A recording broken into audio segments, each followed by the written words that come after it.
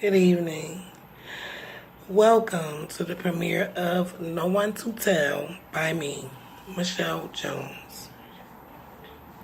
The fact that I just now discontinued abusing alcohol on my own is a really big deal to me, my family, and friends, and probably some strangers too. I've never had a clear-eyed view of anything because of my addiction to alcohol that began at 12. My way of treating my wounds was the worst decision I have ever made. My reactions to stress and trauma turned deadly for me over and over since I was 12. Verbal, emotional discord at home, combined with my emotional drinking from a trauma, morphed me into a runaway drunk by 14. The clarity I have now has given me insight into what is really going to take for me to overcome this madness I'm about to express to you guys in this memoir. I knew I was adopted, but the fact that my adopted mom was way, way older than me, way older than even my grandmother, my maternal grandmother, was a real issue on all levels. First and foremost, stop and think. I was 2 months. She was 65.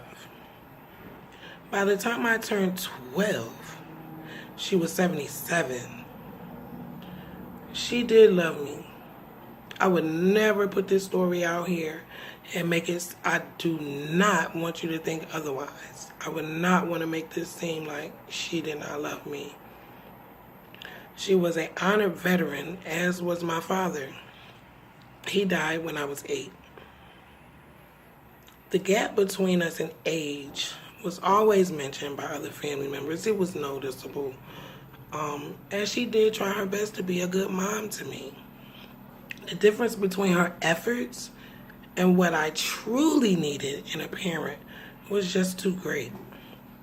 I simply was way too much for her to handle at her age.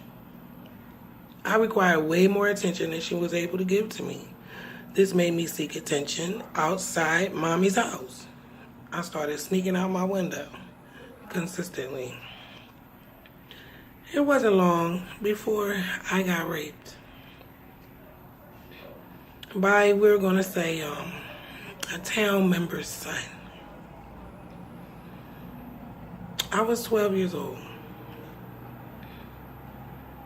This boy told me if I told my mom, she would beat me, and I honestly believed she was correct. Excuse me. I honestly believed he was correct. I was completely scared to death. White jumper on, and I was bleeding from my privates. I had never in my life had sex before. I had been touched, amongst other gross things, but I had never been penetrated. I never thought I had a chance to be heard, since I was such a troublemaker before this happened. And I did tease him. I clearly said no repeatedly, and my no meant nothing. Something happened inside of me that day. Sorry, y'all. I suffer from anxiety, so welcome to some of my triggers that I live with daily. I watched what the other girls did and I followed. It was a game to me. I never really took flirting, and I never took it seriously. I was bad though. I could not tell you to this day why I was so bad, but I do remember grandma in Philly telling my mom, Catherine, I was just like my mom. I also heard every time I got in trouble, every new stunt that I pulled, and there were many, I was just bad. So I started believing that. And I accepted the rape. And was even manipulated into more sexual encounters with this boy. This turned me into a sex-crazed 12-year-old child with adult tendencies. There was so many things going wrong at one time, I could not cope by myself. I really didn't have anyone to help me. I always felt trapped and grew not to care about my well-being at all. This led me to learn quickly to survive in the streets. I drifted in further and further away from home, day by day by day. Even though back then I was never alone, I really was. I see that now. I was always around older people trying to fit in. Most never even knew my real age. I would lie about that part because I really had to keep surviving every day. God kept waking me up. I felt if anyone knew my age, I would be sent home, and I hated living at home. It was like I just did not belong there. I still can't explain that part either, thinking back. I was brought this, I was brought that, but I was never satisfied. I wanted real love, and I was on a hunt to find it anywhere.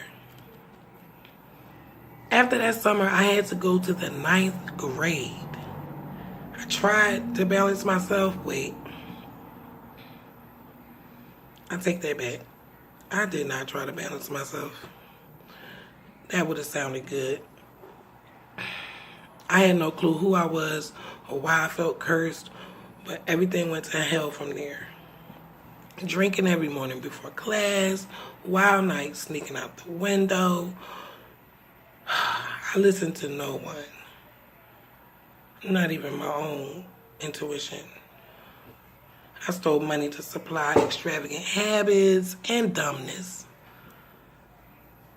The alcohol and being in the wrong place at the wrong time, doing the wrong things with the wrong people was super normal for me.